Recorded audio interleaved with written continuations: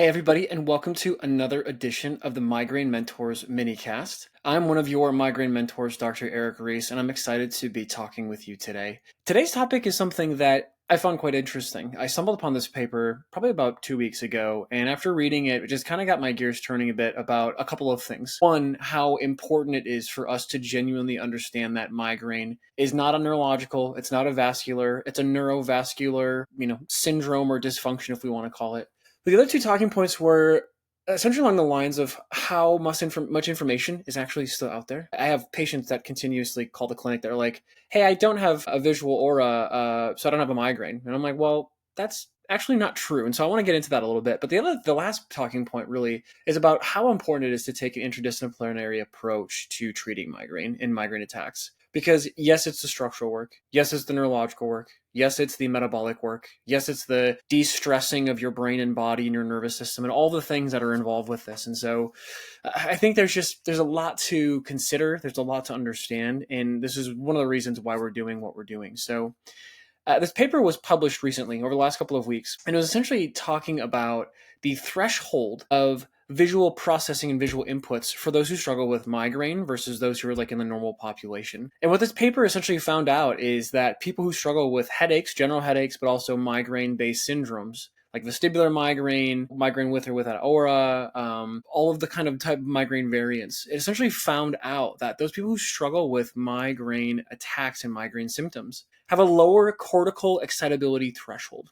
Well, what does that actually mean? It means that when you are exposed to different light or light-based sensory stimuli, so this camera in front of me, or walking into a big box store, or even the sunlight, what happens is your brain's ability to process that information is a bit altered. Now, it's not that you're not processing that information, it's just that when that stimulus goes away, your brain doesn't go back to your normal state of function like it should. Kind of like the examples we've given you in the Zapolsky reference I gave last week about why zebras don't get ulcers. When zebras are around, they're grazing, they're chilling, they're hanging, they're at a really low stress state, and that's a healthy state for all of us. When a predator comes, well, they're obviously in a fight or flight mode, they run away, they get away, they either fight, flight, or they freeze. And then once they get away successfully, then they go right back to being, in a solid state of feeling calm and collective. So they're calm, they're calm, they're calm, they're calm. All of a sudden they have this stress response. Then they're calm, they're calm, they're calm, they're calm, right? That's kind of what a normal stimulus would look like. And that's kind of the same stimulus you would expect from somebody who has a normal, quote unquote, or average functioning brain who sees light and light-based stimuli. They're normal, all of a sudden light stimulus comes in, the brain processes it, and all of a sudden it goes right back to baseline. In migraine patients, or those who struggle with migraine attacks, this is more what it looks like. You're chilling, you're hanging, all of a sudden, boom, this light stimulus comes in, and instead of you going all the way back down the middle, maybe you go and you stay here, or maybe you go down a little bit, but you're still at a higher threshold or a higher rate of firing for that light stimulus. And this kind of makes sense if you struggle with migraine or migraine attacks, is that you look at your phone or you get a flash of light or some glare comes off of a window of a car, and all of a sudden you're like, man, I feel a little bit triggered, but it's not fully there yet, right? And all of a sudden throughout the day or the next couple of hours or even couple of days, you feel it and you feel it set in. All of a sudden it's slowly ramping up, these prodromal symptoms that most patients experience. And like I said, you don't have to have an aura to say that you have a migraine. You don't have to have an aura to be sensitive to this, right? So there are patients in this study who don't have auras, who've been diagnosed with migraine, who are also sensitive to light and light-based stimuli. So of course that makes a ton of sense, right? Well, the two questions to come to mind. One, is this relevant for me? Most likely it is. So let's just say yes to that. So then the second question that we should be answering is, well, then what do we do about it? Okay, well, there's a couple of things that we can do about it. One, first and foremost, is that if you are somebody who struggles with light sensitivity, it's a really good idea to get different types of like blocking or light blocking based glasses. I wear blue blockers. They're not around me right now, but I wear blue blocking lenses at light when I'm watching TV or if I'm on my laptop. There are different types of lenses and frames that I will use in the clinic.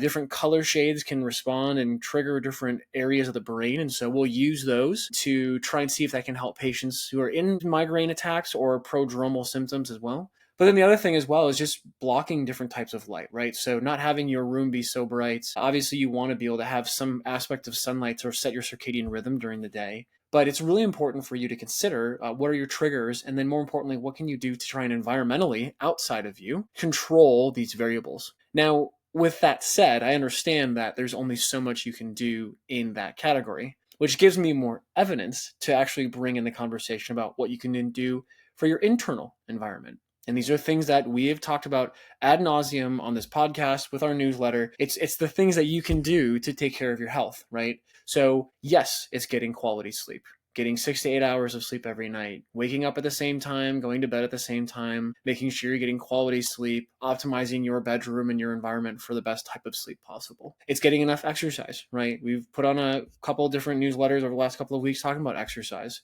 It's not going to CrossFit, it's not starting a marathon training. It's you getting 20, 30 minutes of cardiovascular exercise a day, making sure that you are supporting yourself neurologically and structurally and inherently metabolically, and helping you just upregulate and update your brain software. That is a essential element to any health plan whatsoever. After you get through those, you can start getting nitpicky for like, oh, I'm going to do yoga, Pilates, workouts, whatever it's going to be. So the next step is then, of course, dampening inflammation, right? So everyone inherently has inflammation going on in some way, shape, or form. The goal is to dampen that inflammation to an appropriate level by eating good foods, taking supplements, using blood testing to see if there's any nutrient deficiencies, making sure that you're supporting your gut microbiome and your brain in order to dampen inflammation and allow your brain and body to heal, to have the highest level of mitochondrial function, to repair cellular processes and do the things that inherently give us energy and positive feelings and good mood and things like that. And so that's so important for you.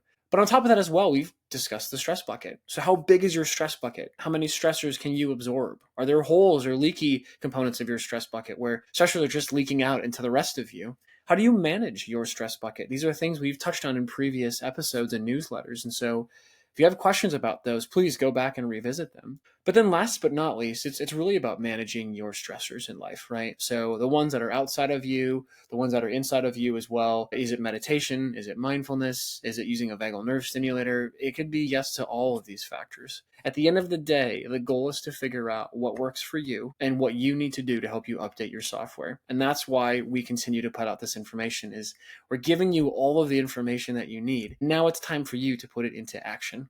And that usually is the hardest part about this equation. But what I'm going to tell you is that if you own that, and if you take it and run with it and try little experiments every single week with your health, you're probably going to find the solution far faster than you would have if you wouldn't be doing that. Well, it's really interesting to consider these variables. I was actually quite surprised to learn neurologically you're just set up for, being a little bit more vulnerable with having these sort of sensory or sensitivities to a visual stimuli.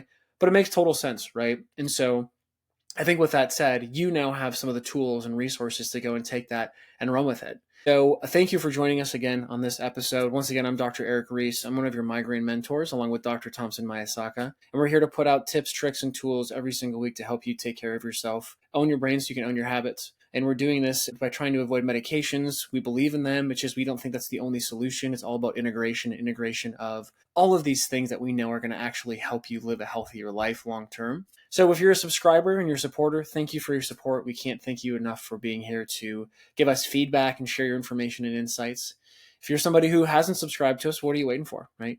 We put out a newsletter every single Wednesday morning at 7 or 6 a.m. Central Time. Our goal is to provide you with all the tools, tips, and tricks that we use clinically over the last 15, 20 years to help patients in your situation. And if you haven't subscribed, go ahead and click the subscription link in the description below in this YouTube video. And we look forward to sharing more content, information, and hearing your feedback as moving forward. So thanks for joining us today, and I look forward to seeing you at next week's episode.